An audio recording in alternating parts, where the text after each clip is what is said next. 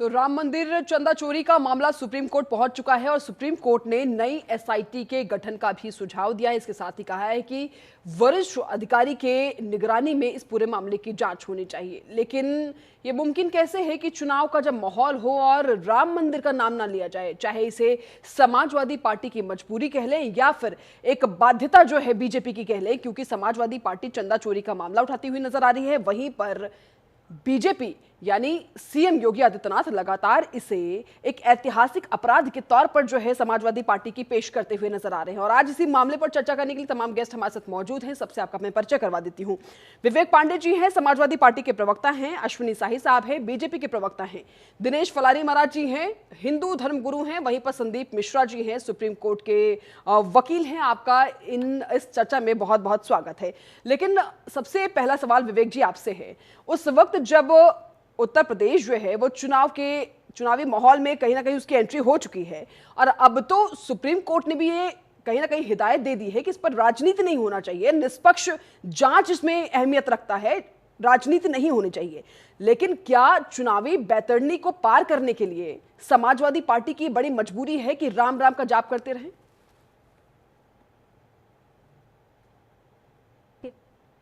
सबसे कठिन मेरा नमस्कार और मैं अपनी बातों को अभिव्यक्त करने की अनुमति आपके सम्मानित मंच से चाहूंगा।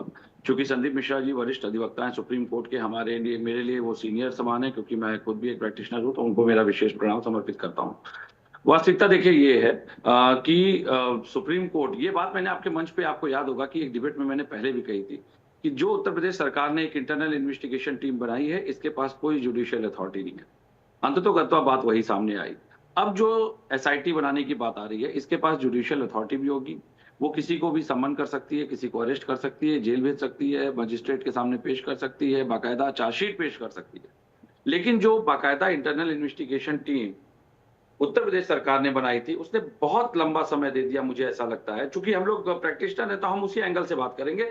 उसमें कहीं ना कहीं एविडेंस मैनिपुलेट किए गए होंगे, क्रेडेंशियल एविडेंस को हटाया मिटाया गया होगा, साक्ष्यों से छेड़छाड़ की गई होगी, ऐसा संदेह हम पहले दिन से व्यक्त कर रहे थे। जी। क्या जरूरत थी सुप्रीम कोर्ट को, अगर उसी एसआईटी रिपोर्ट को कंसीडर करना था तो नई एसआईटी का आदेश क्यों दिया?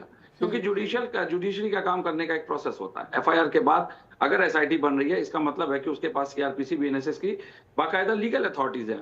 अब वो इंटरवीन कर सकती है हर मामले में, छोटे छोटे साक्ष्यों को कलेक्ट कर सकती है, एविडेंस कलेक्ट कर सकती है, साक्ष्यों को ऑन रिकॉर्ड ला सकती है, उसके पास वो जुडिशियल अथॉरिटी है। लेकिन जो इंटरनल इन्वेस्टिगेशन टीम ने रिपोर्ट तैयार की थी और उसके प्रायोजित तरीके से 3 ही पन्ने कैसे वायरल हो गए?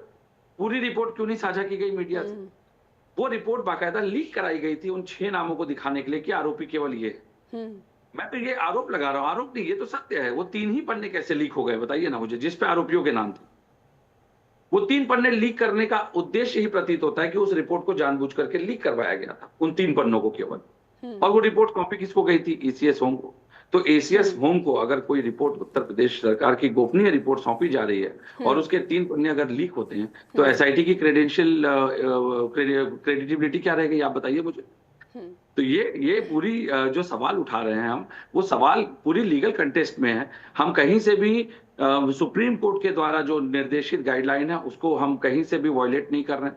हमने पहले दिन से एक सवाल उठाया। और हाँ, एक बात जो ये बात आ रही है बार बार कि उत्तर प्रदेश में राम के नाम की राजनीति, ये राजनीति हमने नहीं शुरू की। हमने सिर्फ मठ मेरे मुंह से निकल गया, शब्द वापस लेता हूं। हमने सिर्फ ट्रस्ट में एक भ्रष्टाचार चोरी की बात को सामने रखा था, पक्ष बाकायदा मंच पे रखा था।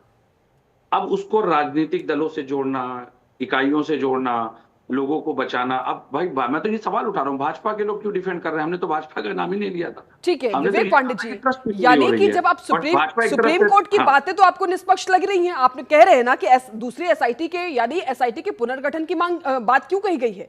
क्योंकि अब आपको उम्मीद है, अब आपको उम्मीद है कि इसमें निष्पक्ष जांच होगी, यानी अब आगे आप राम का मुद्दा नहीं उठाएंगे इसमें, आप इस चीज के लिए आश्वस्त हैं? ठीक है, मैं आप तक लौटूंगी विवेक जी, मैं आप तक लौटूंगी। नाम तो अपने आप भाई राम जी से जुड़ा ट्रस्ट है, तो राम का नाम तो वैसे भी इसमें समाहित हो चुका है। इसमें तो राजद्रोह की धारा लगानी चाहिए थी भाई। मैंने तो सुना राम राष्ट्र है, जब ये नारा दिया जा रहा है तो इसमें राजद्रोह का, अगर राम राष्ट्र है तो राष्ट्र के ट्रस्ट में चोरी मतलब अरे राजद्रोह की धारा लगनी चाहिए आपकी थी। पार्टी वही पार्टी है ना जिसको राम भगवान के मंदिर के शिलान्यास से, वहां के कार्यक्रम से एलर्जी थी, और आज सुबह शाम जो है आप नहीं लोग नहीं, राम राम का बिल्कुल नहीं नाम लेते एलर्जी हुए थी। नजर आ रहे हमने हैं। हमेशा ये ऐसा कहा लगता है कि कि इस बार जो है सही, आपको नहीं, भगवान नहीं, राम की कृपा जो है मिल सकती है। मैं आप तक लौटती हूँ विवेक जी। अश्विनी अच्छा, साहिल ठीक है, साहब तो। हमारे साथ मौजूद हैं। अश्विनी जी, अब बड़ा सवाल तो ये खड़े करता है, कहीं ना कहीं जो सुप्रीम कोर्ट का निर्देश है वो समाजवादी पार्टी या विपक्षी दलों की बातों को कहीं ना कहीं पुख्ता करती हुई नजर आती है, क्योंकि एसआईटी का गठन जो सरकार ने किया था उसको लेकर विपक्ष लगातार सवाल खड़े कर रहा था, उसकी निष्पक्षता को लेकर सवाल खड़े हो रहे थे।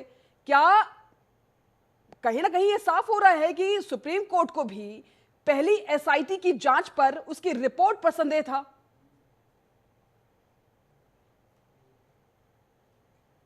कोई संदेह नहीं था, किसी जांच पर संदेह नहीं था। मामला जब माननीय सुप्रीम कोर्ट के पास पहुंचा, वहां पर माननीय सुप्रीम कोर्ट ने तो यही कहा, क्योंकि हमारे साथ सुप्रीम कोर्ट के वरिष्ठ वकील हैं, वो ज्यादा इस पर प्रकाश डालेंगे, लेकिन जो हमारी जानकारी है उसमें माननीय सुप्रीम कोर्ट ने स्पष्ट किया कि इसमें राजनीति नहीं होनी चाहिए। और दूसरी बात ये हुई कि यहां पर एक उसके आईपीएस और पुलिस वालों के नेतृत्व में एसआईटी बने, जबकि वहां पर एक पुलिस वाले आईपीएस अफसर उस एसआईटी में शामिल थे, 2 आईएएस शामिल थे और एक आईजी स्तर के, अभी कौन डीआईजी और एसएसपी स्तर के शामिल हो रहे हैं। तो आईपीएस तब भी शामिल थे, लेकिन उस समय तीनों आईपीएस नहीं थे। अब शायद तीनों आईपीएस की बात है। और कहीं जैसा विवेक जी ने घुमाया है, मैं संदीप मिश्रा जी से चाहूंगा थोड़ा सा मार्गदर्शन करें, हो सकता है मैं गलत हूं, लेकिन कोई मजिस्ट्रेटियल पावर इस एसआईटी के पास भी शायद नहीं है। ऐसा कोई आदेश सुप्रीम कोर्ट का नहीं आया है, मुझे जान, हो सकता है मैं गलत हूं। वो मैंने इसीलिए मैंने कहा कि संदीप जी जो है हमारा जो है मार्गदर्शन करेंगे। लेकिन अगर भारतीय जनता पार्टी की उत्तर प्रदेश सरकार से ये कहा गया एक प्राइवेट ट्रस्ट के द्वारा कि चोरी के मामले की जांच करने के लिए आप एसआईटी गठित कीजिए, सरकार ने अपना काम किया। बीजेपी ने कहीं कोई, विवेक जी, उसमें वो नहीं किया है। यहां पर सरकार अपना काम कर रही है उस ट्रस्ट के मामले में। एसआईटी ने अपनी रिपोर्ट दी, पुलिस प्रशासन ने अपना काम किया, जो वहां पर गिरफ्तारियां थी वो गिरफ्तारियां हुई, पूछताछ अभी भी जारी है। बुलडोजर तक की जो आप लोग की बड़ा वो मानते विशेष, मतलब बड़ा अच्छा लगा है आप लोगों को, वो बुलडोजर का वहां कार्यवाही का चस्पा भी हो गया है। आज हो गया लगभग 15-20 दिन, अभी नोटिस पीरियड चल रहा है। तीसरी, 70-80 लोग अभी भी रडार पर हैं, वो मामला खत्म नहीं हुआ है।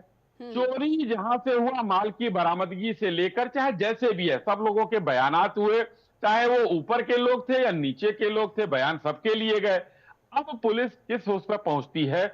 इस बीच में अगर सुप्रीम कोर्ट का निर्देश है कि एसआईटी दूसरी गठित की जाए जिसमें एसएसपी और डीआईजी रैंक के लोग हों, तो वो गठित करके उनकी रिपोर्ट, चूंकि प्रारंभिक रिपोर्ट इसी एसआईटी की थी और आधार उसी को बनाकर आगे बढ़ेगी ये भी एसआईटी, तो मामला जो है उसी के कमोबेश आगे बढ़ेगा। कोई बहुत नई चीज नहीं होने वाली है। हाँ, नई चीज ये होगी कि जांच में चोर अगर कोई नया नजर आएगा तो उस चोर को पकड़ा जाएगा और कठिन से कठिन जो संवैधानिक दंड होगा उसको दिलवाने का काम सरकार करेगी। ठीक है, हमारे साथ संदीप मिश्रा जी भी हैं। संदीप जी, क्योंकि ये तो हो गई कि पार्टी का पक्ष रखने की बात, लेकिन इसे जरा कानूनी और कोर्ट के नजरिए से मैं समझना चाहूंगी कि आखिरकार सुप्रीम कोर्ट को दूसरी एसआईटी के पुनर्गठन की बात क्यों कहनी पड़ी? क्या वजह हो सकती है इसके पीछे?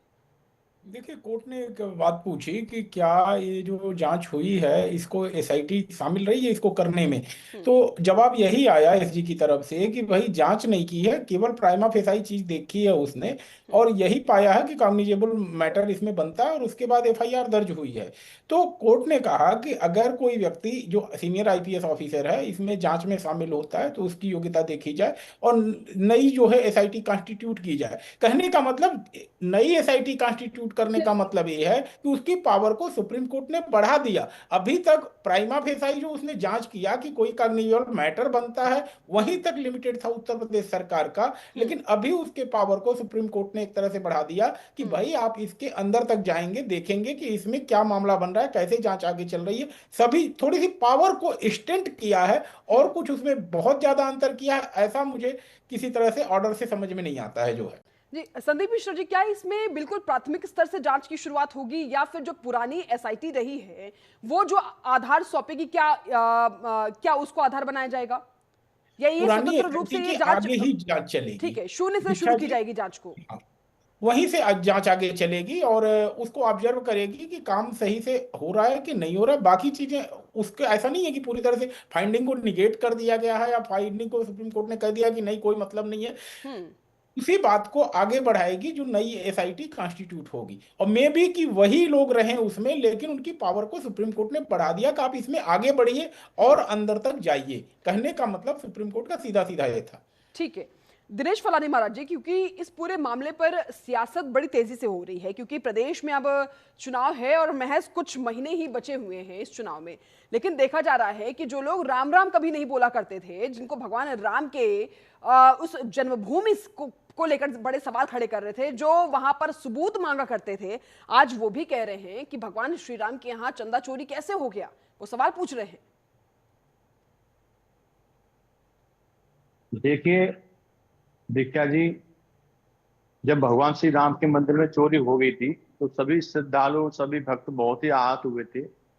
हम तो माननीय मुख्यमंत्री जी को धन्यवाद देते हैं कि उन्होंने तुरंत एसआईटी का गठन किया और कुछ लोगों को जेल भी भेजा गया है।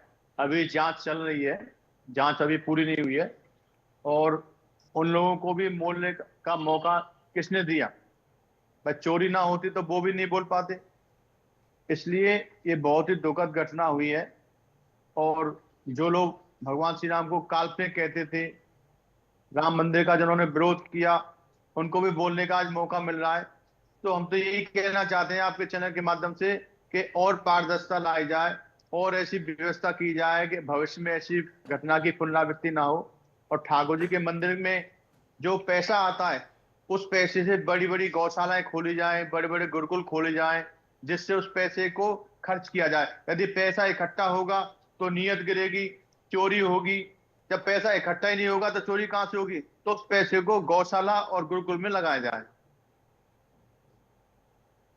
ठीक है अश्विनी शाही जी, क्योंकि सवाल तो बड़े खड़े हो ही रहे हैं और कहीं ना कहीं आप पर ये कहा जा रहा है, जैसे कि आप लोग आरोप ये लगा रहे हैं समाजवादी पार्टी पर कि चुनाव के मौके पर जो है ये कहीं ना कहीं सिंपैथी जो है बटोरने की कोशिश की जा रही है, जो राम भक्त हैं उनके दिल पर, उनके उस कमजोर नब्ज पर जो है वो चोट करने की कोशिश की जा रही है। लेकिन आपसे भी तो बड़ा सवाल खड़ा होता है, क्योंकि आप लोग हमेशा राम मंदिर की बात करते रहे और आज जब वहां पर चोरी होती है तो सवाल तो आप पर सीधे खड़े होते हैं। आप लोग जो है आप कैसे अपना बचाव कर पाएंगे? दीक्षा जी, कहीं बचाव करने का कोई मतलब ही नहीं है कि अगर राम मंदिर में चोरी हुई है तो ये आस्था पर कुठाराघात है, ये 100 करोड़ सनातनियों का दिल दुखा है। चोर को वही होना चाहिए जहां वो हैं। अब आती है बात यहां पर, जो ये नए नए कालनेमी हैं, जैसे राहुल गांधी जी वहीं देखिए हनुमान गढ़ी जाते हैं और 50 कदम वहां से राम जी के दर्शन करने नहीं जाते हैं। काल्पनिक बता चुके भाई विवेक जी के बड़े नेता हैं राम गोपाल यादव जी, किस तरीके से उन्होंने अवैध कब्जेदार बता दिया उनको। तो ये लोग जिस तरीके से नए नए राम भक्त हुए हैं, अरे बाबा अखिलेश सवाल यादव आपसे जी, यही है राहुल अश्विनी गांधी जी, जी, तो क्या सुप्रीम कोर्ट भी कालनेमी है? आप जी। कहेंगे कि आप उसका सम्मान करते हैं, लेकिन सुप्रीम कोर्ट ने नहीं, नई एसआईटी का गठन तो करेंगे, सुप्रीम निर्देश कोर्ट दे का ही दिए। सम्मान करते हैं। जी जी दीक्षा जी, सुप्रीम कोर्ट का सम्मान करते हैं। सुप्रीम कोर्ट तो जो उसके सामने तथ्य पेश किया जाएगा, जो वहां पर सबूतों के आधार पर चीज होती है, आखिर सुप्रीम कोर्ट से ही तो हमको फैसला मिला था, नहीं तो राम जी तो टेंट में थे। 2 रुपए का प्रसाद चढ़ाना पड़ता था। आचार्य जी हमारे सामने बैठे हुए हैं, हिंदू धर्मगुरु हैं, वो क्या कहते हैं इलायची दाना, और उसके लिए जो है कोर्ट जाना पड़ता था लोगों को, टेंट के लिए कोर्ट जाना पड़ता था लोगों को। उसी सुप्रीम कोर्ट से हमको अधिकार मिला जिसकी लड़ाई हम लड़े थे, और आज भव्य राम मंदिर का निर्माण हुआ। तो उसकी चोरी पर देखिए, हिंदुस्तान में सबरीमाला में चोरी हुआ, कोई ये कालनेमी जो नए नए बने हैं किसी ने सवाल नहीं उठाया। ये आक्रांता गाजी मियाँ जो है साला जो बहराइच में, वहां पर चोरी हुई, विवेक जी की पार्टी के सभी नेताओं के मुंह में दही जम गई, जबकि इन्हीं के नेता आरोपी हैं। कहीं भी अजमेर में चोरी हुई, वहां पर किसी ने नहीं कुछ कहा, लेकिन हाँ यहाँ चुनाव है, तो इस चुनाव में इन चलिए। लोगों को ये दिखना है कि हाँ। हमको मुस्लिम वोटों से हमारा काम नहीं चलने वाला है, अब हिंदू वोटों की तरफ विखंडन लेकिन करो, तभी आप तो पीडीए बना लोग, है जी। शाही साहब, आप लोग तो थोड़ा डैमेज कंट्रोल वाली स्थिति में जो है वो नजर आ रहे हैं, क्योंकि आज जब राम मंदिर चंदा चोरी की बात हो रही है तो आप जो है सवाल उठा रहे हैं कि समाजवादी पार्टी श्री कृष्ण जन्मभूमि की बात क्यों नहीं कर रही है, वहां को लेकर सहमति क्यों नहीं जता रही है। आप उसके पूर्व कार्यकाल की याद दिला रहे हैं, आप अराजकता की बात कर रहे हैं, आप भ्रष्टाचार की बात कर रहे हैं, आप कहीं ना कहीं माफियाओं की बात कर रहे हैं। आपका जो स्टैंड है, आप ये बार बार ये जरूर कह रहे हैं कि भाई पुलिसिया कार्रवाई हो रही है, कानूनी कार्रवाई हो रही है, लेकिन इस पर बीजेपी ने क्या ये स्वीकारा कि हमारे ही कार्यकाल में जो है इस तरह की बड़ी घटना होती है। जरा हम इस सिचुएशन को पलट देते हैं। अगर आज समाजवादी पार्टी की सरकार होती और राम मंदिर बन चुका होता मान लीजिए, और इस तरह की चोरी होती, तो आप क्या कहते? देखिए, ये अंतिम लाइन आपका गड़बड़ है, इस पर आपत्ति है। समाजवादी पार्टी की सरकार होती तो राम मंदिर बनता ही नहीं। मैं बाबा वही तो कह रही हूं कि मान लीजिए बन चुका होता, आपकी सरकार ने बनवा चुका होता और आज समाजवादी पार्टी की सरकार होती। देखिए, वो गंगा जी में अगर मैं डूब भी जाऊं तो मैं ये नहीं कह सकता कि समाजवादी पार्टी के रहते मंदिर बना होता, छोड़ दीजिए उसको। अब मैं कहता हूं कि हाँ, ये हमारे दीक्षा जी, हमारी सरकार में ये हुआ है, तो सरकार की एक नैतिक जिम्मेदारी है। देखिए, चोरियां, ये राम मंदिर में चोरी हुई है तो आस्था पर चोरी है, चोरियां तो हमेशा होती रहती है, तो सरकार और पुलिस की जिम्मेदारी बनती ही बनती है, इसमें कोई कहने वाली बात नहीं है। लेकिन आखिर जी ठीक है, अब क्योंकि जो सुप्रीम कोर्ट का फैसला आया है उससे कहीं ना कहीं यही नजर आता है कि जो मौजूदा अभी तक एसआईटी जांच कर रही थी उसको कहीं ना कहीं उन्होंने नेग्लेक्ट किया है, उस चीज को उसको दरकिनार किया है, खारिज किया है। विवेक पांडे जी, क्योंकि चोरी को अपराध बताया किसने? सुप्रीम कोर्ट ने, लेकिन आप लोग इसको सरकार की नीतिगत भ्रष्टाचार के तौर पर क्यों पेश करने की कोशिश कर रहे हैं? राजनीतिक मंशा जो है वो कहीं ना कहीं आपकी स्पष्ट नहीं है, साफ नहीं है। तीन बातें आनी बहुत जरूरी है आपके मंच पे हैं। 20 दिन तक पुलिस के हाथ बांधे रखे उत्तर प्रदेश सरकार ने एसआईटी के नाम पे, और उस एसआईटी ने ना किसी की अरेस्टिंग की, ना किसी को जेल भेजा। 20 दिन तक वो अपराधी खुलेआम घूमते रहे। ट्रस्ट भी उन्हीं लोग के द्वारा संचालित किया जा रहा था जो लोग उस आरोप के दायरे में थे। जिन लोगों को भ्रष्टाचार के मामले में जिन 6 लोगों को नामजद किया एसआईटी ने, वो सब भी 20 दिन तक उसी ट्रस्ट का संचालन कर रहे थे। तो जब आप चोरों के हाथ में ही चाबी दे करके कहेंगे उससे रखवाली करने के लिए, तो आप क्या कहेंगे? पारदर्शिता कहा जाता है इसको। जुडिशियल कंटेस्ट में इसे कहते हैं मैनिपुलेट ऑफ एविडेंस। ये मैनिपुलेट ऑफ एविडेंस चल रहा था 20 दिन तक। हम तो सीधे सीधे कह रहे हैं, और ये बात अभी आएगी सुप्रीम कोर्ट में, रुक जाइए ना। 20 दिन तक जो अथॉरिटीज आज पुलिस को दी गई है एफआईआर के बाद, अगर पुलिस को पहले दिन वो अथॉरिटी मिल गई होती तो वो अरेस्टिंग कई और इससे ज्यादा की रिकवरी, और अभी तो वो सामान मिला ही नहीं। जो सोने चांदी का सामान था, जो गलाया गया, जो गायब है, वो कहाँ है? शिलापट कहाँ है? 1250 शिलापट जिसकी व्याख्या आ रही है बार बार, कहाँ है वो सब? तो विवेक जी, उसी को लेकर तो जांच चल रही है उसको, और अब दूसरी एसआईटी जब आएगी वो और भी जांच को स्पष्ट करेगी। मैं वही कह रहा हूँ, इन प्रोसेस है। एक बात आगे, मुझे लगता है कि विपक्ष में जो अकुलाहट है, जो एक जल्दबाजी है, सरकार को बिल्कुल एक तरीके से दोषी पेश कर देने की जो अकुलाहट है, ये कहीं ना कहीं नजर आ रही है स्पष्ट तौर पर। सुनिए ना, सरकार क्यों दोषी है, मैं स्पष्ट कर रहा हूँ ना। एसआईटी बनी ना आखिर सुप्रीम कोर्ट के कहने पे। यही बात जब मैं पहले कह रहा था, भाजपा के प्रवक्ता कई थे मंचों पे, वो डिनाई कर रहे थे। आज बन गई ना दूसरी एसआईटी, जुडिशियल अथॉरिटी लेकर के आई ना। भाई मैं कहता हूँ उसका 1% उसकी अथॉरिटी बढ़ाई सुप्रीम कोर्ट ने, जो हमारे आदरणीय सीनियर तो आप इसको क्रेडिट ले रहे हैं ना विवेक जी? बढ़ाई ना, लेकिन बढ़ा दी ना। आज उसको जुडिशियल अथॉरिटी मिल गई ना, जुडिशियल कैपेसिटी में वो आ गई ना। दूसरी बात पे आते हैं, जो कि अश्विनी जी ने कहा। मैं अभी अश्विनी भाई मेरी बात हो जाए तब आप बोल लीजिएगा। दूसरी बात इन्होंने बहुत अच्छी कही। इन्होंने कहा कि राम मंदिर के प्रकरण में मंदिर बनता ही नहीं। बिल्कुल सही बात है, मंदिर बनता नहीं। आदरणीय अखिलेश जी के कार्यकाल में कम से कम 6 मंदिरों की व्याख्या मैं दे दूंगा। योगी जी ने अपनी कैपेसिटी पे 1 मंदिर बनवाया, और बताइए तोड़े कितने? मैं बता देता हूँ तोड़े कितने हैं। सैकड़ों पौराणिक मंदिर मैं बता दूंगा। अभी हाल ही में चंदौली में काली जी का प्राचीन लेकिन मंदिर विवेक जी, आप बार बार ये तो कह रहे हैं, लेकिन क्या एक बार भी अखिलेश यादव राम मंदिर के दर्शन करने पहुंचे? वो केदारेश्वर की बात कर रहे हैं, वो भगवान शिव की बात कर रहे हैं, लेकिन क्योंकि एक ऐसा मंदिर जिसको आपने राजनीतिक मंदिर करार दे दिया, आपके प्रमुख जो है वहां दर्शन के लिए नहीं पहुंचे, तो सवाल तो आपकी मंशा पर भी खड़े होते हैं। अपने भगवान, बेगाने भगवान आप कर रहे हैं। मैं उसका भी जवाब दे दे रहा हूं, सुन लीजिए। दोनों बातें आनी जरूरी है। मैंने कहा ना, जो सवाल आया है उसका जवाब देना जरूरी है, वरना डिबेट सार्थक नहीं जाएगी। अभी इन्होंने कहा हमारे आदरणीय धर्मगुरु फलाहरी बाबा बैठे हैं। फलाहरी बाबा का तो जो आपने सम्मान किया है इस पूरे प्रकरण में, वो पूरे सार्वजनिक पटल पे है। मैं उस चीज को कह करके दोबारा इनके दर्द को कुरेदूंगा नहीं। रक्त से लिखे हुए पत्र के बाद जब किसी को उल्टा दोषी बना दिया जाए, तो मुझे लगता है इससे ज्यादा अपमान करने वाली कोई व्याख्या नहीं हो सकती है। इससे ज्यादा अपमानित आप किसी को नहीं कर सकते हैं। एक तरफ तो आप उनको पूज्य कह रहे हैं और दूसरी तरफ आप उनको एफआईआर का दंड दे रहे हैं। तो मुझे लगता है कि अगर इतने पूज्य हैं तो एफआईआर वापस ले लीजिए, एफआईआर तुरंत निरस्त करिए और घोषणा करिए अश्विनी भैया कि यहाँ पे फलाहरी बाबा पे कोई कार्रवाई विवेक जी, सुनिश्चित नहीं की जाएगी, बहुत क्योंकि वो चालाकी से सनातनी आप है। जो है वो सनातनी इस है। चर्चा को नहीं, मोड़ हम करने उनके की पक्ष में कोशिश कर खड़े रहे हैं। मैं उनके ठीक है। पक्ष में खड़ा हूं, मैं पहले दिन से उनके पक्ष में खड़ा हूं। हाँ, और हाँ। एक बात, 25 तारीख को मैं चूंकि इस बात को इसलिए ला रहा हूं क्योंकि ये लीगल कंटेस्ट की मामला है। मुझे पता होता कि आदरणीय सुप्रीम कोर्ट के हमारे सीनियर बैठ रहे हैं, तो मैं उनको लेटर भेजता। शिरूर मठ का जजमेंट का हवाला देते हुए मैंने 25 जून को एक पत्र उत्तर प्रदेश सरकार को लिखा था कि तत्काल मठ को अस्थायी रूप से अधिग्रहित कर लीजिए, अस्थायी रूप से, जिसमें कि सुप्रीम कोर्ट ने बाकायदा ये व्यवस्था दी है कि कोई भी ट्रस्ट न्यास अगर किसी भी राज्य की परिधि में इस तरह के भ्रष्टाचार संलिप्त पाए जाते हैं तो उसको अस्थायी अधिग्रहण करके उसकी पारदर्शिता व्यवस्था को सुनिश्चित होने तक राज्य सरकार उसका संचालन करेगी। उसके बाद उस ट्रस्ट को वापस सौंप देगी न्यास को। लेकिन क्या उत्तर प्रदेश सरकार ने उस भ्रष्टाचार को रोकने की दृष्टि से अपने दायित्वों का निर्वहन किया? अगर भ्रष्टाचार इतने बड़े पैमाने पे हो रहा था, हजारों करोड़ की जहां पे बात आ रही है, वहां पे क्या उत्तर प्रदेश सरकार ने अपनी दायित्व को, जिम्मेदारी को समझा? आप केवल हिंदू मुसलमान रमजान भाईजान के बयानबाजी करने में लगे हैं। इस पर क्या जवाब देंगे, अश्विनी जी जवाब अभी देंगे। तक मन से किसी एक आरोपी का नाम लिया है? किसी एक आरोपी का नाम लिया है? बताइए। आपको समाजवादी पार्टी याद आती है, कांग्रेस याद, क्या आपने किसी आरोपी का नाम लिया? 8 गिरफ्तारियां हो चुकी है, वो कम है क्या सर? और जांच चल ही रही थी और आने वाले समय में और भी अपराधी आते सामने। वो 3 पन्ने एसआईटी के कैसे वायरल, किसने वायरल किए, पूछ लीजिए जरा। ठीक है, कैसे मुझे गोपनीय लगता है रिपोर्ट बाहर आ कि गई? चर्चा सिर्फ 2 जन के बीच में चल रही है। विवेक जी, मैं आप तक लौटती हूँ। संदीप मिश्रा जी, जरा मैं कानूनी नजरिया इसका समझना चाहूंगी।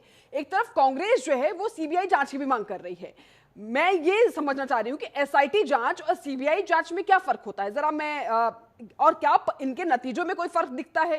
क्या परिणाम तक पहुंचना किसी एक के लिए ज्यादा सहूलियत भरा है? देखिए, सीबीआई जांच के लिए या तो सरकार कराएगी रिक्वेस्ट पे या फिर कोर्ट के आदेश से होता है। लेकिन एसआईटी केवल और केवल सरकार गठित करती है और सरकार एसआईटी गठित करती है। उसके बाद फिर जांच जो होती है अदालत में पेश होती है, अदालत को कोई फाइंडिंग नहीं देती है। तो यहाँ पर मुझे नहीं लगता है कि इससे कोई बहुत ज्यादा फर्क पड़ रहा है कि एसआईटी जांच कर रही है कि सीबीआई जांच कर रही है, क्योंकि अंतिम में जांच तो गवर्नमेंट की एजेंसी ही करेंगी। और जब आपको सवाल उठाना है तो कोई लिमिट तो है नहीं भाई। सुप्रीम कोर्ट फिर विवेक जी फिर से पूछेंगे कि भाई एसआईटी का गठन तो सरकार ने किया है, फिर से वो निष्पक्षता को लेकर सवाल उठाएंगे, तो क्या तीसरी एसआईटी का गठन होगा? फिर दीक्षा बहन, विवेक जी की पार्टी के लोग ही सुप्रीम कोर्ट के 5 जजों के फैसले को, राम मंदिर के फैसले को कहते हैं भावनात्मक रूप पे दिया गया है। उस पे कहते हैं, आज कहते हैं कानून सम्मत दिया गया है। आज कह के जाए यहाँ से कि सुप्रीम कोर्ट के फैसले का सम्मान करते हैं। मैं तो कहूंगा, क्योंकि मैं तो सम्मत है, कानून सम्मत है। विवेक भाई कह के जाए। नहीं, मैं तो कहूंगा सर, मैं तो प्रैक्टिशनर हूं, मैं तो कहूंगा बिल्कुल मैं जुडिशियल कैपेसिटी के बाहर कैसे जाके कोई कंटेस्ट में रखूंगा। विवेक भाई की मजबूरी है, अधिवक्ता है तो कहना पड़ेगा, नहीं तो समाजवादी की ऑफिशियल लाइन यही है कि अपने लोगों के साथ वो जब बैठते हैं तो इसको यही कहते हैं कि कानून सम्मत फैसला नहीं है, भावनाओं में नहीं, पार्टी ने, आदरणीय अखिलेश जी ने कहा है कि बाकायदा सुप्रीम कोर्ट के जजमेंट का सम्मान किया गया है और सम्मान करती है पार्टी। और अभी देखिए जो बात मथुरा पे आ रही है, मैं तो ये कह रहा हूँ क्यों 10 साल 15 साल तक खींचना। आप एक ऑर्डिनेंस लाए, पहले तो केस वापस ले लीजिए। यही लोग गए हैं केस लेके कोर्ट में, चूंकि वो सिविल सूट है। अल्टीमेटली क्या है ये जो मंदिरों का मामला है, ये है क्या? लीगल कंटेस्ट में इसको आप सिविल सूट ही तो कहेंगे, टाइटल का मामला है पूरा। मैं तो सीधे कह रहा हूँ केस वापस लीजिए, एक ऑर्डिनेंस लाइए, हमसे समर्थन ले लीजिए, समय बच जाएगा इनका। ले आइए ऑर्डिनेंस की, भाई वो जन्मभूमि की मंदिर हिंदुओं को दी जाएगी। तैयार हैं, बताइए। मैं कहता रहा हूँ ले आए ऑर्डिनेंस, समर्थन दे देंगे। अखिलेश जी तैयार हैं, अरे दे देंगे समर्थन सर, क्या बात कर रहे हैं सर, समर्थन दे देंगे। ऑर्डिनेंस लाई सरकार। संदीप जी, मैं यही पूछना चाह रहा था, आप भी जानते हैं कि किस कैपेसिटी में योगी सरकार है। वो एक ऑर्डिनेंस लेके आएगी कि सारी नहीं, अरे विवेक जी, मुझे नहीं लगता कि राम मंदिर का विवाद समाजवादी पार्टी कहीं से भी चाहती कि ये खत्म हो, क्योंकि जब तक ये आपके साथ है तब तक आपके पास एक चुनावी हथियार जरूर साथ में है। भले बीजेपी इसके निर्माण की बात सालों से करती आई हो, लेकिन आज आपके पास जो एक अचूक हथियार जो आपके हाथ लग गया है, उससे कहीं ना कहीं बीजेपी की छवि को एक डेंट तो लगा है। अश्विनी जी बन रही है तो उसके लिए हम थोड़ी जिम्मेदार हैं। आप निष्पक्षता पारदर्शिता रखते हैं, ये हम कहाँ देखिए जिम्मेदार। दीक्षा जी, 25 तारीख को जब मैंने यही कहा बात आप उसका अधिग्रहण कर लेते, भाई विवेक जी जो से मैं सबूत थे कहना वो तो चाह बच रहा गए था। होते। दीक्षा दो जी बातें पूछिए अभी ना हैं। जरा, सरकार क्यों नहीं कर रही अगर है? ये कह रहे, अच्छा और अगर एक बात तो उस ये पत्र में आई नहीं। अखिलेश जी का की ये मंशा है जो अभी संदीप जी ने पूछ लिया, आ जाएगी। अखिलेश जी की मैंने जो मंशा पत्र है, लिखा चलिए है छोड़िए उसमें उत्तर कोर्ट का प्रदेश केस, के सारे ट्रस्ट, अभी तो चाहे वो फिलहाल हिंदुओं कहते का हैं हो, कि हाँ मुसलमानों का भाई हो, ईदगाह बंगालियों का हो, चाहे ईसाइयों का हो, मैंने वो सबकी गलत जांच है, की मांग वहां की पर थी। कृष्ण जन्मभूमि है, चलिए, इतना कहने में क्या जाता है। विवेक जी भाई एक सवाल हमारी मंशा अश्विनी जी है। पूछ रहे हैं, जरा सुनिए उसको, और अगर आप जवाब दे सकते हो तो प्लीज दीजिएगा। हाँ, मैंने जो 25 तारीख को पत्र लिखा था, मैं निवेदन मेरा पूर्वक यही, कह रहा हूँ, उत्तर अरे प्रदेश भाई सरकार विवेक को भाई रुक जाइए मैंने ना, अपने 25 सारे तारीख को हर 30 जाति तारीख के एक ही ट्रस्ट आदमी की की जांच आवाज कराने की जाएगी। मांग की थी विवेक बड़े भाई एक धार्मिक ही आदमी स्थलों की की। आवाज जाएगी, दो की नहीं योगी जाएगी। आदित्यनाथ क्यों नहीं कराना यही चाहते? कहना अरे था, जो अश्विनी सतनाई जी, ने भी बीच में कहा अश्विनी जी, कि भाई इसीलिए अखिलेश बीजेपी जी जो है का- समाजवादी पार्टी को इच्छाधारी सनातनी कहती है कि जब चाहती है उसकी आलोचना भी कर देती है, जब चाहती है उससे नफरत भी कर लेती है, और जब चाहती है उसको दिल से लगा लेती है। और यही अब लेकिन जो हनुमान जी चीज को है नचाना सनातनी हो गया। वो यही चीज जो हनुमान है जी वो नाच राम रहे मंदिर हैं, में अरे देखने को मिल हनुमान जी रही वो है। सनातन का प्रतीक आपसे है। श्री कृष्ण जन्मभूमि को अभी लेकर जो जब है सवाल पूछा जाता है तो आप लोग तो उससे कन्नी 2013 काटते नजर आते हैं। भाजपा के राष्ट्रीय अध्यक्ष आए लखनऊ तक और दर्शन करने नहीं 2013 में गए। लाठियों से वो पिटवाया कानूनी है क्या? शंकराचार्य जी को, उनको कानूनी कहा जाए, और सनातन अभी उनके विरोधी हो गए चरित्र वो। में आ गया कि ये सनातनी कहना उचित होगा? समाजवाद बताइए है। आप, तो ये कहना क्या इच्छाधारी उचित होगा? यही है, इच्छाधारी भाजपा समाजवादी के है ये राष्ट्रीय लोग। अध्यक्ष लखनऊ तक ये आए, लोग जब आम चाहते खाने बैठ हैं गए, और आम खाते हुए पार्टी के दृश्य आ गए, लेकिन अभी आम इनको वही आम दिक्कत हो रही भेंट चढ़ाने राम मंदिर नहीं गए तो बगल में। विवेक जी जरा कौन सुनिए, सा विवेक जी, ऐसा है जो विवेक लखनऊ जी आता है थोड़ा लेकिन सुनो, राम विवेक मंदिर जी, दर्शन विवेक नहीं भैया जाता? सुनो। विवेक जी, अमित शाह नहीं अच्छा है, चलिए मोदी चलिए नहीं है। चलिए, आवाज जाएगी। राम मंदिर में जो अमित हुआ शाह वो जी तो नहीं गलत हुए। हुआ, और जो लोग इसके दीक्षा जी, मैं अपराधी भी हैं बोल लूं? उन पर सख्त कार्रवाई होनी दीक्षा जी, चाहिए। इजाजत वो हो तो कोई मैं भी भी हो, बोल लूं? ट्रस्ट के ऊपर से दीक्षा लेकर जी, नीचे तक के लोग जो भी हो, दोषी हो, दीक्षा उन पर जी, कार्रवाई सिर्फ होनी समाजवादी चाहिए। पार्टी ही लेकिन बोलेगी सवाल कि मैं आपसे भी श्री बोल कृष्ण सकता हूं जन्मभूमि को लेकर भी हो रहा है, आप उस पर बहुत कन्नी काटते हुए नजर आ रहे हैं, बहुत बच रहे हैं उन सवालों से आप। इस सवाल से मैं बच रहा हूँ, सवाल पूछिए, मैं जवाब देता दीक्षा जी हूँ। मैं भी बोल लूं? अश्विनी जी पूछिए जरा, दीक्षा आप जी- पूछ रहे थे। हाँ हाँ, पूछिए पूछिए। नहीं, अब ये बीच में बोले चले जा रहा है, मतलब ये देखिए समाजवादियों अरे की मैं तो आदत कह है, रहा हूं, आपने सवाल कहा ना पूछिए इच्छाधारी भाई। जैसे समाजवादी लीजिए। हैं, तो 2013 में पिटवाया, किसको पिटवाया? शंकराचार्य जी को, और अब चरणों में मैं आकर जवाब कह दूंगा। रहे सनातनी समाजवाद है, तो इच्छाधारी तो है ही है। अरे बाबा, दूसरी बात मैं अब कहना तो चाहता हूं, भगवान वहां राम ट्रस्ट से ने- निकलकर ये चुनावी लड़ाई भगवान कृष्ण और अब तो भगवान शंकर तक भी पहुंच चुकी दीक्षा है। जी। अब भोले बाबा भी इस चुनाव का शिकार हो दीक्षा रहे हैं। जी, जी, नहीं एकदम कुछ नहीं, ये लोग जहां भी करें कोई दिक्कत नहीं है। मैं ये कहना चाहता हूं इन लोगों से कि अभी वहां पर ट्रस्ट ने ये ऐलान किया है कि जिसने भी, अभी विवेक जी की मैं शुरू में उद्बोधन इनका सुन रहा था, जिसने भी जो दान किया है वो आकर अपना ले जा सकता है। तो इन्होंने अभी भाई पहले तो इन दिग्विजय लोगों ने सिंह को कहा तो कह दिया गया कि राम आपने से 11,000 दिया था, हम आपको 10,000 लगा के और दे देंगे। नहीं, इनके आप सुनिए ना, मैं दीक्षा जी एक्चुअली बात हो क्या रही है ना, बीच में एक ही आदमी की आ रही है, मुझे पूरा सुनाई नहीं दे पा रहा बीच में। चलिए आप कहिए। हाँ। इनकी राष्ट्रीय अध्यक्ष की पत्नी, जिन्होंने हलफनामे में 12 करोड़ से ऊपर की संपत्ति दिखाया था, उन्होंने अपनी अंगूठी बेचकर 51,000 दिया। रसीद हो तो जाइए ले आइए ना भाई, या अगर रसीद नहीं है तो उस सोनार के यहां से जहां आपने बेचा है उसका बेचने का रसीद ले आइए, जाइए क्या ले आइए 51,000 रुपया। वो नहीं है इन लोगों के पास, तो ये इच्छाधारी हैं सनातनी। अब आता हूं तीसरी बात, इन लोगों को पहले बहुत चिल्लाए ये लोग कि सब रामचरितमानस गायब हो गया, काकभूषुंडी गायब हो गया, माला गायब हो गया, सोने की चांदी की ईंटें गायब हो गए, सब वहां पर मिल गया। लेकिन अभी क्या विवेक जी को नहीं मिला है? तो भाई विवेक जी या तो PIL दाखिल कर दीजिए कि ये नहीं मिला है, या जिसका था, जिसने दान किया था उसको भेजिए, वहां से ट्रस्ट से वो लेकर आए। तो समाजवादी पार्टी को बड़ी चिंता है, न इन लोगों ने कार सेवा में भाग लिया, न राम मंदिर आंदोलन में रहे, हमारे घर की लड़ाई, हमारे घर में चोरी हुई, ये लोग कौन हैं? लेकिन नहीं, सिर्फ और सिर्फ चुनाव दिख रहा है दीक्षा जी। इस चुनाव में अगर एक बार ये कह देते कि कृष्ण भगवान के मंदिर में हम आपके साथ चल रहे हैं, तो हम चलेंगे, मुकदमा नहीं उठा, छोड़ दिए, कहने में क्या जाता है? अरे कहते ना कि हम यदुवंशी हैं और हम वहां पर कृष्ण भगवान को मानते हैं कि वही पैदा हुए थे। अरे अपने आप को समाजवादी ने सनातनी बताकर एक तरफ कुआं खोद लिया है और दूसरी तरफ जो है श्री कृष्ण जन्मभूमि के नाम पर खाई दूसरी तरफ आ गई है। अब कहां खड्डे में गिरवाना चाह रहे हैं? ठीक है, मैं आप तक लौटती हूँ विवेक जी, मैं आप तक लौटूंगी। रामगोपाल यादव साहब ने जो राज्यसभा में बयान दिया था वो आपको याद होगा, 12 मिनट का बड़ा वायरल हुआ था। वो अभी हाल फिलहाल में सोशल मीडिया पर इतना वायरल हुआ, अब आप कह देंगे कि उसे बीजेपी की IT टीम ने उसको किया, चलिए वो भी किया, मान लीजिए, बयान तो गलत नहीं था ना। उन्होंने कहा कि जो लोग बाबरी मस्जिद के गुंबद पर चढ़ गए हमने उनको उतरने नहीं दिया। अब आप चाहे मुल्ला मौलाना कहो या कुछ भी कहो, हिंदू का वोट मिले ना मिले, लेकिन हमें इस पूरी कार्रवाई को लेकर कोई अफसोस नहीं है, ना है, ना था, ना होगा। इस बयान को क्या आज अखिलेश यादव की जनरेशन के जो नेता हैं, जो उनके टीम के नेता हैं, क्या उसको खारिज कर देंगे? क्योंकि आज तो चुनाव सामने है। विवेक जी, मैं आपसे जवाब लूंगी, लेकिन इससे पहले जरा मैं फलारी महाराज जी का एक छोटा सा रिएक्शन ले लेती हूँ। फलारी महाराज जी, क्योंकि अब तो समाजवादी पार्टी जो है आपको भी लपेट रही है। विवेक जी ने बैठकर आपके खून से लिखे पत्रों को लेकर भी सवाल खड़े किए, लेकिन सवाल यह है कि राम मंदिर चंदा चोरी तो हुआ, यह बहुत बड़ा अपराध हुआ, लेकिन अब इसमें राजनीति हो, इसको आप कितना उचित मान पा रहे हैं? क्या राम मंदिर का बार बार नाम लेके बीजेपी ने वहां पर चुनाव जीता 2022 तक, 2024 में भी कहीं ना कहीं उसका क्रेडिट लिया गया, अब 2027 में क्या किसी के पास कुछ नहीं मिला और फिर से एक बार राम मंदिर में का मुद्दा सामने आ गया? अब वो चढ़ावा चोरी के मामले में सामने आ गया।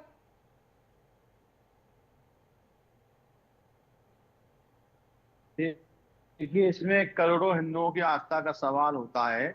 सभी धार्मिक हैं, सभी सनातनी हैं, तो जो भी राम मंदिर में सहयोग करेगा, जो कृष्ण मंदिर में सहयोग करेगा, जो काशी में सहयोग करेगा, तो उनको राजनीतिक लाभ मिलना तो तय है।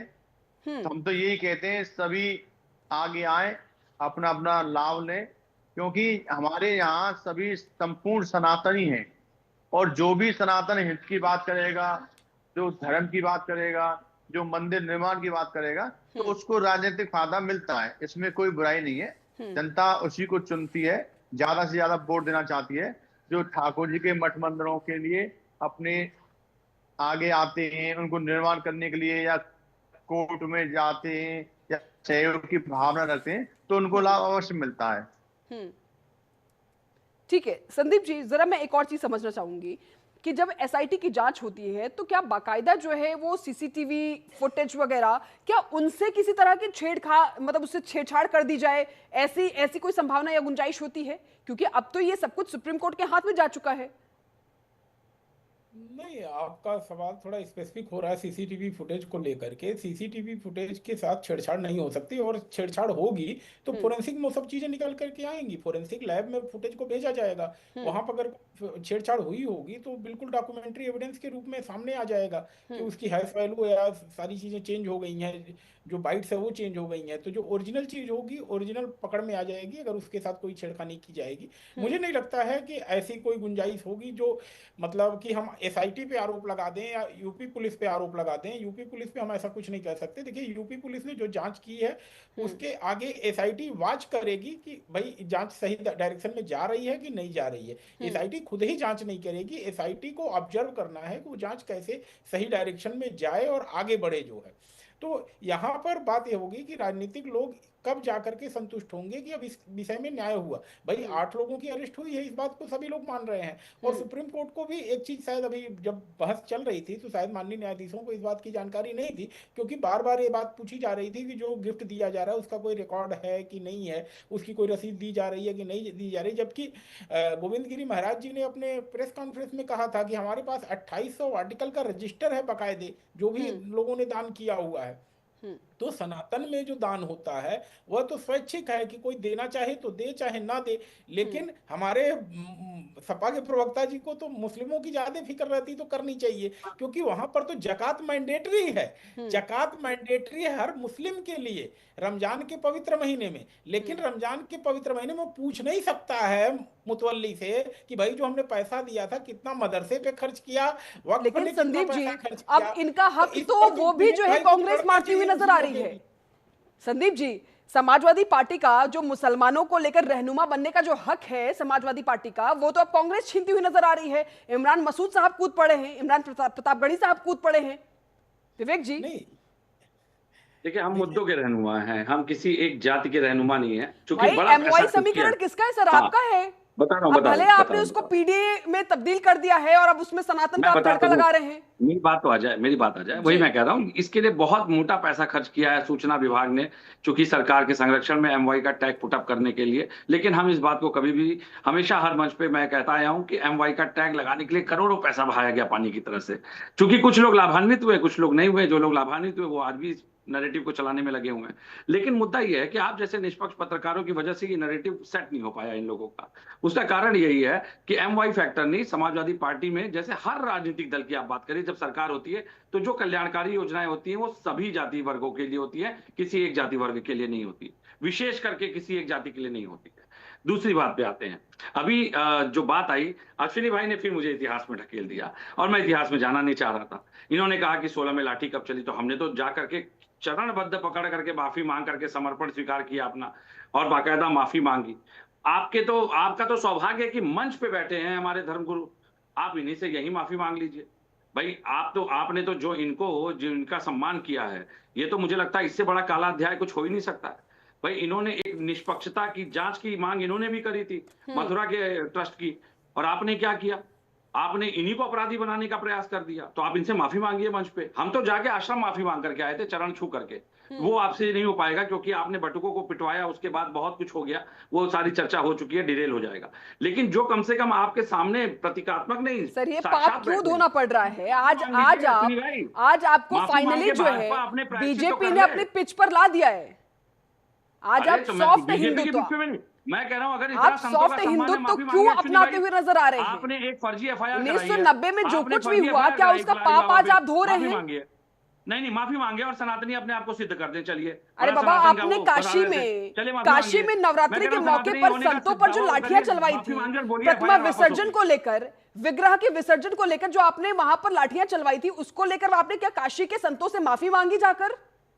आपने काशी के संतों से माफी मांगी? नहीं मांगी। की जानकारी पूरी है, सुन लीजिए, आपको भी पूरी जानकारी है कि किस तरह से हिंदू संगठनों ने पीछे खड़े होकर पत्थरबाजी की थी, और ये बाकायदा पुलिस की रिपोर्ट में आई है। ये बात बाकायदा पुलिस की रिपोर्ट में है। लेकिन ये नौबत क्यों आई थी सर? आप जब उत्तर प्रदेश के कुछ हिस्सों को आपने कॉपीराइट वाला हिस्सा कर दिया था, जहां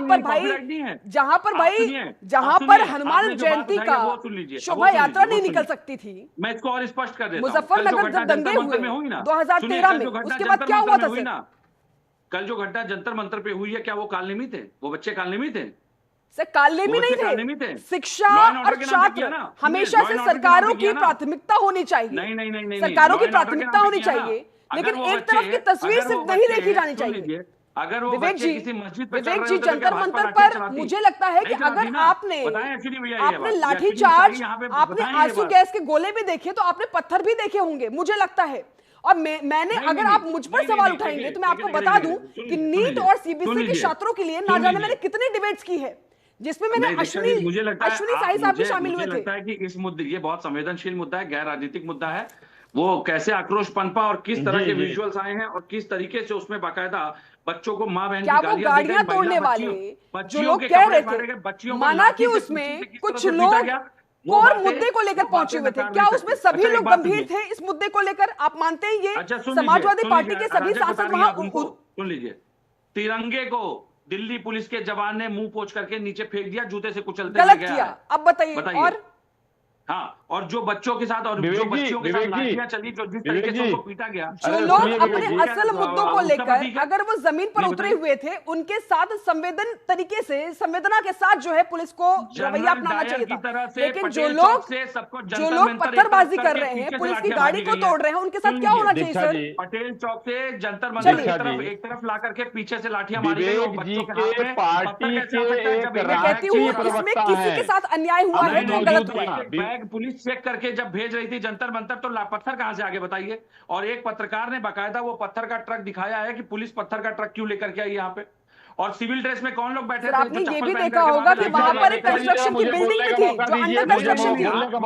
समाजवादी पार्टी के विवेक जी भाई है हमारे, लेकिन जो है परीक्षा के पारदर्शिता, मुझे लग रहा है कि हम डिबेट से थोड़ा डिले हो रहे हैं। हम डिबेट से डिले हो रहे हैं उनके ऊपर। देखिए दीक्षा जी, वो कल ही क्लियर हो गया था कि पत्थर किसने इकट्ठा किया था, पुलिस ने बरामद कहां से किया। लेकिन ये नेगेटिव नैरेटिव सुन लीजिए।